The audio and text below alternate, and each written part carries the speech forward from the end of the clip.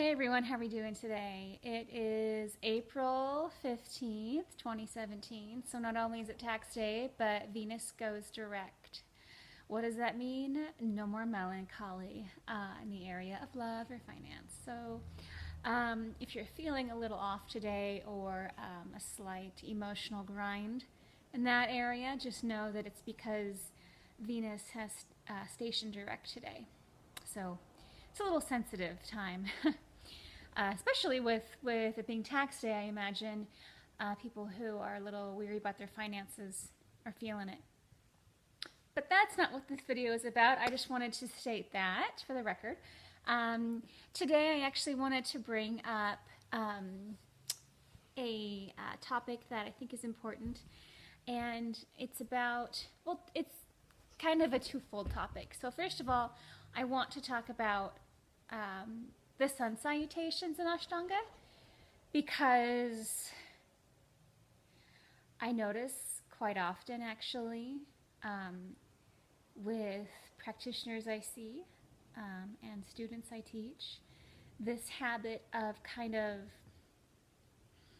it's almost like the practice doesn't start until you get to the floor, or the practice doesn't start until you get to your nemesis pose, right? And I often see people when they practice like they're not engaged, they're not connected, they're not present, they're not rooted. And they don't think about any of these things until they get to that one pose that actually requires real work, right? And I want to put some emphasis back on those sun salutations, because the reality is that everything you need in a practice you can find in the sun salutations. Everything, rooting, lifting, engaging, backbending, heart opening, and all of those things. There's really nothing missing. And so, if you step onto your mat with the intention of getting present with your first breath, on getting in your body and feeling connected to the earth, and really just pulling the breath throughout every part of your body, and accentuating each inhale and exhale, and finding more space, it brings you back to you. Because so many practitioners, they're not in their bodies. They complain about not ever being able to master certain poses, but the reality is, how can you fully integrate a pose and understand it, and I guess master it to whatever degree you want, if you're not even in your body? Especially the analytical types, they're like 10 feet in front of themselves. They're not even in their own inner space, right? We're like somewhere above our body, we're beyond our body, we're back there, we left it at home, we left it with the kids, we are thinking about what we have to do tomorrow. We're not present, right? And regardless of what series you're on, like, the practice starts and is just as important with that first breath, with that first sun salutation. And it's not something to dread or to rush through, as much as like what you're really resisting is that connection to you. And I think if you just kind of surrender into that moment and feel your feet, feel your hands, feel your breath, you might actually find some joy in it, And I'm guilty of being that person. I definitely was that person at a time in my practice. But if I can't connect to my sun salutations, my practice is going to be just a waste. Like, I might as well just go to Shavasana from there, because I'm more likely to injure myself. I'm not going to get what I need. And I'm not going to be able to go as deep, or, whatever the focus is in that moment. It's just not going to happen. So, take time to find yourself, right? To find that connection to yourself, to your breath, to the moment, and your sun salutations. Get to know them better. Don't just rush through them, you know what I mean? They're not just a vehicle to the practice. They are your practice. So, take time out, go a little slower. There's no rush. Like, there's no rush. Where are we trying to go? Trying to get to that one pose we hate that we didn't even prepare for because we were so not connected when we were, you know, starting our practice? Like, what? Anyway, just some 2 cents I just wanted to throw out there. Something I've observed over 20 years of practice. And so, anyway, I also wanted to make a note to kind of piggyback on that.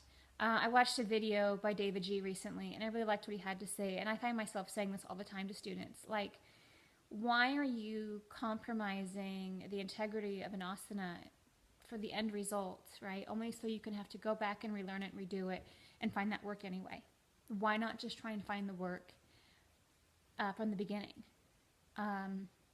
He used the example of dropbacks, and I think that's a fabulous example because I often see people like they're not working, they're not engaging, they're compromising every aspect of their body to get their hands to the floor, and you know, I don't know. I mean, it just seems kind of silly to me to like, yeah, I hit the floor even though like my heart wasn't open, my legs were bent, my feet were turning out, you know, I'm holding my breath, I'm gripping in my heart center. Like, well, then did you really do a drop back? I mean, really? Did you really do it if, you know, everything in that process was compromised just to get there?